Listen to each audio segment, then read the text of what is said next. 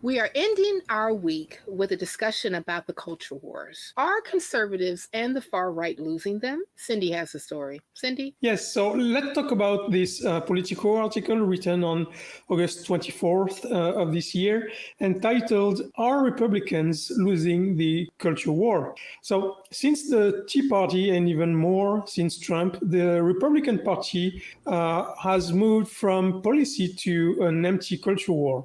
But the tide seems to be turning as, don't say yay, Florida and other swing states are moving away from this, especially when it comes to education. Moms for Liberty-backed candidates have been losing in recent school board elections. So let's dive into it. Let's. So, Cindy, why don't you talk a bit more about the political consequences of prioritizing cultural issues like book bans and woke ideology in educational policy over fundamental educational needs like funding and teacher retention? Yeah, so culture war is basic manipulation. It's if your policies are unpopular, or if you don't have any. And just to be clear, most of the policies the Republicans want to put in place are unpopular, then the only way to get elected is with emotional engagement. So you pick a sensitive topic like children and create as many emotional issues as you can in order to keep your base emotional. This requires soldiers, because we're talking about a war, and those soldiers today are Boebert, MTG, Matt Gaetz, and others like this, whose purpose is to regularly provide sound bites in order to provide easy arguments for the base. Because if you don't have to think, if your words are given to you, then it's much easier. And so, as we mentioned earlier, this requires, and the purpose of this is also a voting base as uneducated as possible, and hence the attacks on the education system in the country. And as we said earlier, this culture war is just a disguise for an actual class war. Mm-hmm. And I know that earlier this week, we basically talked a lot about education and even how the educational system is being attacked with these culture wars, and actually how the culture wars are disguised into saying, like, look at what everyone else is trying to do, while pushing policies and rhetoric that could actually be detrimental. I wanted to talk about book bans and this woke ideology, and also how it's showing up in educational policy. Jonathan, can you talk more about how this emphasis on conservative educational agendas reflect broader on societal attitudes towards public education and government intervention? Yeah, one of the things that concentrating on the ill-defined woke culture or LGBTQ battles in the schools and bathrooms and all that other shit. It's just not really focusing on what the kids need to actually get through a difficult educational procedure or life, to get them ready for life. And it's only a matter of time, I think, and this is my opinion, till the sleeping tiger of the needs of kids in schools and the loss of good educators started to alarm parents. And once woke, that tiger is hungry for the blood of those who threaten the future of their children. And I think that a great deal of education could be happened if they studied a little bit about the revolutions of the 18th century. So anyway, that's besides the point. The culture wars are doing to schools what they really can't afford to do with their because they have no real policies to fix anything. They have to focus on things that don't require actual solutions. They can just ban things and hype them up and be hyperbolic about how it's terrible that 0.001% of the population is destroying the world, which is, of course, patently ridiculous.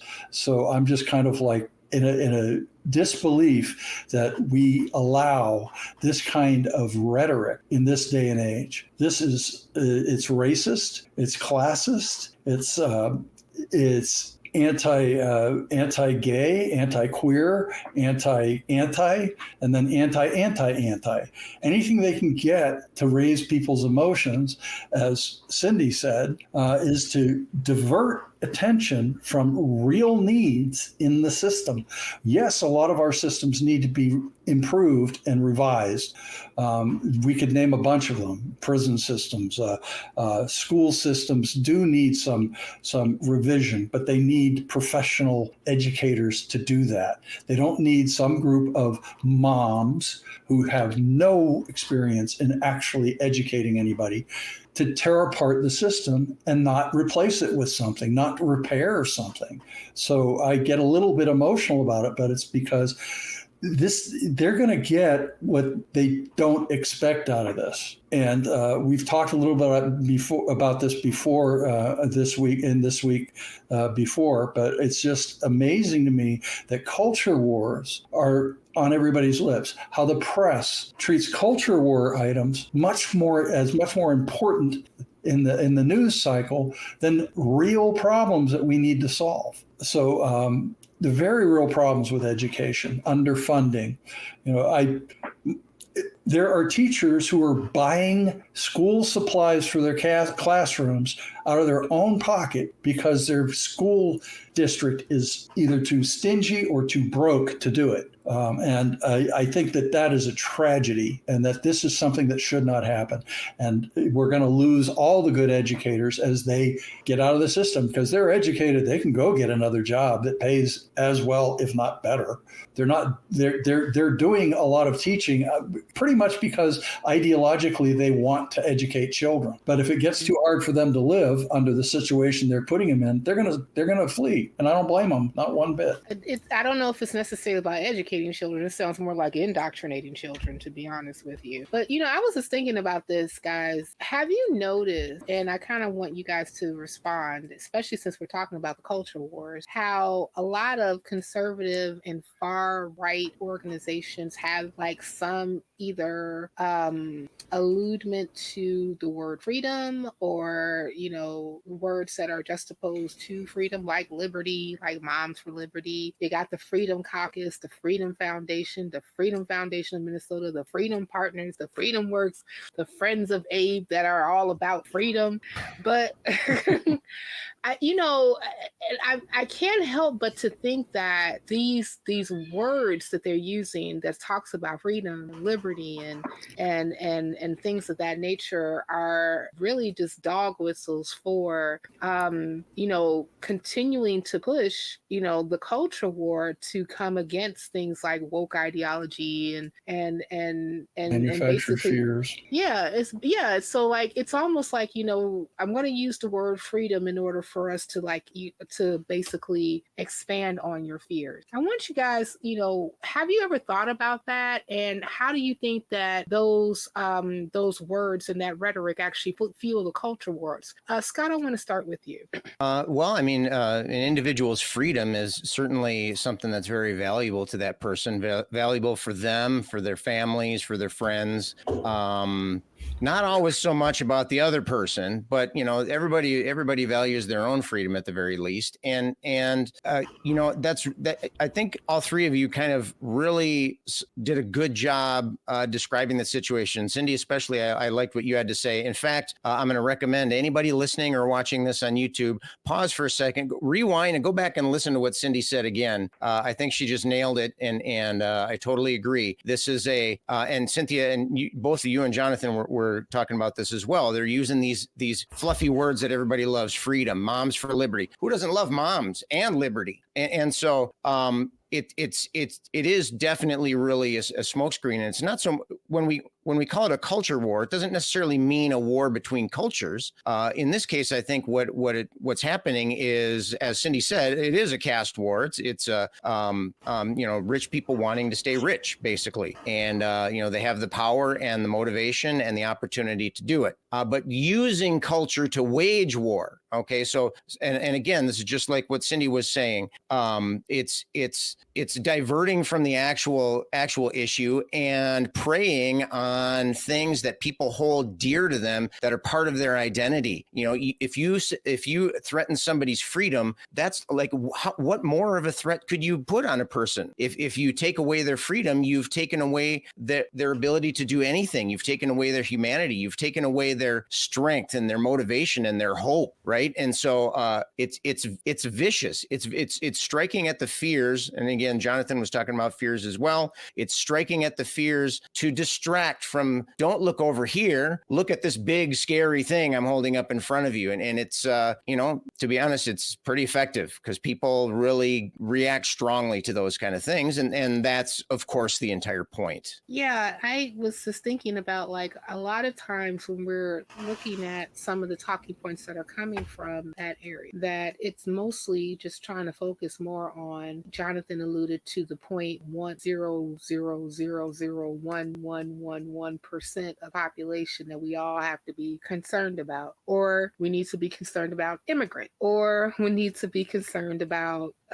drag time story hour, or we need to be concerned about the trans doctors coming for your kids, or whatever type of things that they happen to mention. But Cindy, I think that you talked about this a little bit, that it seems that the culture wars are being lost by the same people who are implementing it, because that political framing and also the policies that come with it are very, very, very unpopular. So I kind of just want to ask you, Cindy, and then Jonathan, can you talk about how the intersection of politics and also education influence the development and implementation of policies per se? Cindy, I want you to talk about that, and then Jonathan.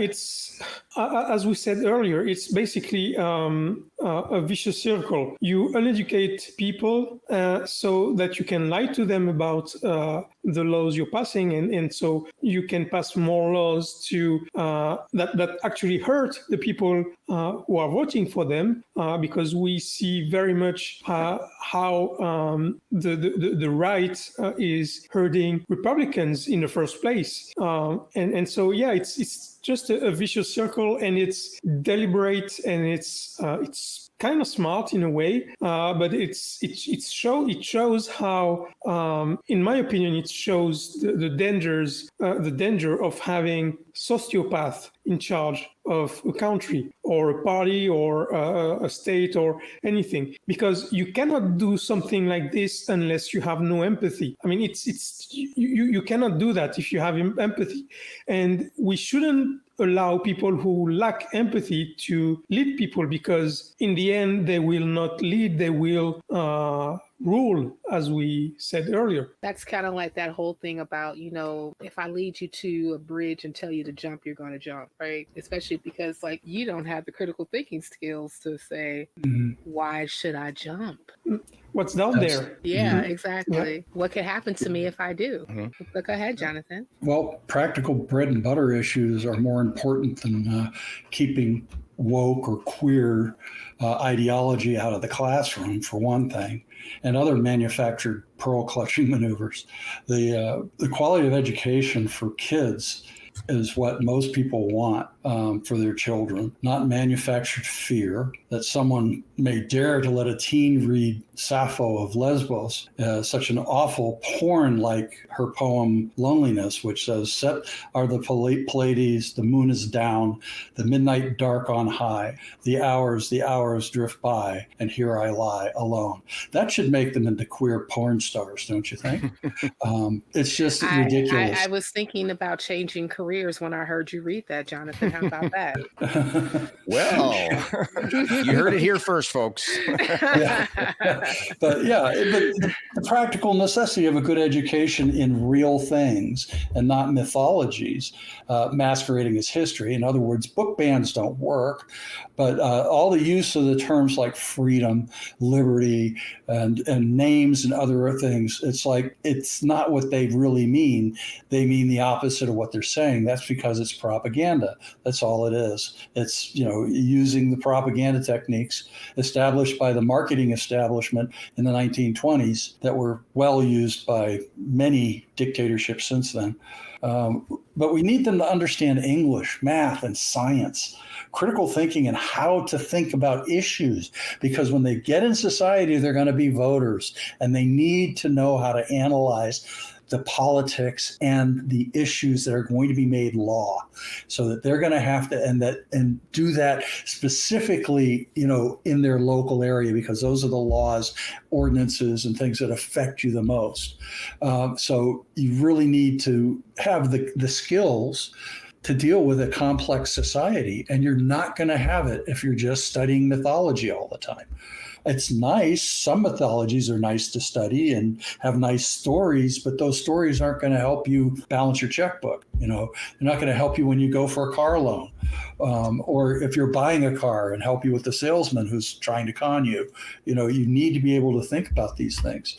So, if you want them to be cultured, they should learn a little bit about Sappho, who I like, Frost, Thoreau, Whitman, Tennyson, all these guys I like. But that's just it. Hopefully the tide may be turning on education side. If this is from the article is representative, education ranks high on the list of Americans' concerns, according to recent polling that suggests many prioritize less politicized issues such as school funding. So hopefully, and Moms for Liberty are seen as weird as they really are. Because they're weird people. Yeah, I think that it was like a wonderful way to actually sum up, what we're hearing, and we've been hearing for, I would say, for the past like 6-7 years, when we're hearing about the conservative ultra-right. These are weird people, very, very weird people. I mean, but then like the messed up part is that, you got people that's in that camp like, yeah, I'm weird. I'm like, but that's the problem. You shouldn't want to be weird. Is what I'm saying to you. And I just kind of provide a little pushback to you, Jonathan. Maybe they should have learned a little bit more about mythology, because I promise you that we would not have as many Christians that would have been screaming their heads off during the opening ceremony of the Olympics, trying to say that the supper of Dionysus was a mockery of the Last Supper. Okay, point taken. Point taken. They do need some Greek history and mythology. Just saying. But, yeah, that's okay. But, I'm going to allot everybody just like one sentence. Each person say, what can policymakers and educators do to ensure that the focus remains on improving education rather than engaging in ideological disputes? Jonathan, Scott, and then Cindy. Get your head out of your ass and listen to the people who you are teaching, and listen to the professionals who know what they're talking about, and stop trying to interfere with things you don't know anything about. Jonathan, that was more than one sentence, but I'm going to let that slide. Scott? I would say keep fighting the good fight, because as the article points out, they're losing the culture war on this particular subject. And so what that means is that if people keep trying to learn the truth, if people keep trying to implement their values and what's important to them, then it will seep through. It will trickle through. Not everybody's going to be fooled by the distraction. And that was kind of a second sentence. So I better stop here before Cynthia gets all up on me. Yeah, I was about to give you a point because you use a comma and a conjunction, but I'm going to let that go. Cindy? So you just lost half the American populace with that technical language. I did, I know. Yeah, unlike my two friends over there, I'm going to stick to the assignment, and I will just give one sentence. Thank you. Get rid of state school boards. You know what? I agree with that. I totally agree with that because Not a when it bad comes to idea. state, no, it's not a bad idea at all because, you know, the way that state school boards govern it can be completely different from one state to another. Either that state school board is on it or they are on some bullshit. But I will tell you guys, the losses in conservative school board races suggest that the electorate is weary of the culture wars and is demanding a focus on practical education reforms. While conservative leaders actually argue that their approach reflects public sentiment, the evidence shows a growing disconnect between their agenda and constituent priority. The shift highlights a crucial lesson. Education policy needs to address real issues, not just serve as a battleground for ideological conflicts. As this battle unfolds, it's clear that effective, inclusive education policies will likely prevail over divisive rhetoric. And if you want some more rhetoric that's not that divisive, that is kind of cool, and it's not that weird, click here.